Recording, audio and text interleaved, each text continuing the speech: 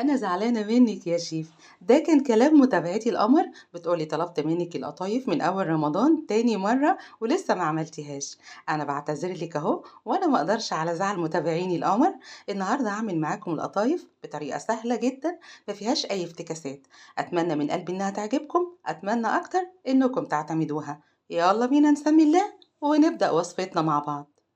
أول حاجة هاعملها هانزل بكوبايتين من المَيّة، مَيّة عادية من الحنفية. ودلوقتي هاستخدم معلقة الشاي بتاعتي كمعيار فهنزل بمعلقتين صغيرين من السكر، نص معلقة من البيكنج باودر، نص معلقة من الخميرة الفورية. ودلوقتي هنزل بكوبايتين من الدقيق بتاعي منخول والدقيق بتاعي متعدد الأغراض، هنزل عليهم بذرة من الملح، هنزل ببسيط من الفانيليا بتاعتي مركزة. دلوقتي هستخدم الهاند بلاندر، طبعا تقدروا تعملوا الوصفة كلها في الخلاط. وهنا وفي الخطوة دي أنا باصفّي الخليط بتاعي بعد ما ضربته علشان أتأكد إن ما فيش فيه أي تكتلات. دلوقتي وبعد الخليط بتاعنا ما بقى جاهز، هنغطيه إما بstretch wrap أو بأكياس المتاح عندنا وهنسيبه يستريح من ربع لتلت ساعة مش أكتر من كده، وهارجع لكم علشان نكمل وصفتنا. دلوقتي أنا رفعت القلاية بتاعتي على النار، أنا هاستخدم قلاية الكريب والنار طبعًا مرتفعة، لكن لمّا بننزل بالقطايف بنهدّي النار، وباعمل مسحة بسيطة كده من الزيت يا جماعة، مسحة بسيطة مش بادهن زيت، ودي بتكون أول مرّة بامسح فيها القلاية بتاعتي. دلوقتي بقى هننزل بأول واحدة ودي بنعملها زي ما قُلنا للتجربة، عشان نحدد من خلالها التسوية، درجة الحرارة، وكمان عشان نحدد الحجم اللي إحنا عايزينه. هنا أنا طفيت الإضاءة بتاعة الكشاف عشان أقرّب لكم شوية على القطايف وهي على النار.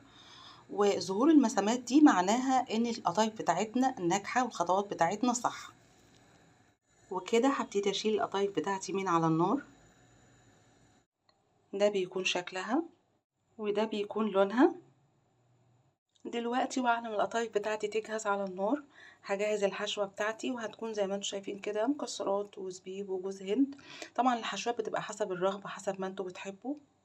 وده شكل القطايف بتاعتنا وهنبدأ نحشيها مع بعض. ونصيحة لما تحبوا تشيلوا القطايف تفرزوها لازم تكون القطايف محشية، يعني ما تشيلوهاش في الفريزر وهي تكون فاضية. دلوقتي أنا رفعت الزيت بتاعي على النار ولازم الزيت بتاع القطايف يكون زيت غزير. دلوقتي بقى أنا هبتدي أقلي الجزء اللي أنا حشيته، وطبعا أنا مش هقليها كلها هشيل جزء منها في الفريزر. دلوقتي بقى أنا نزلت بالقطايف بتاعتي في الزيت.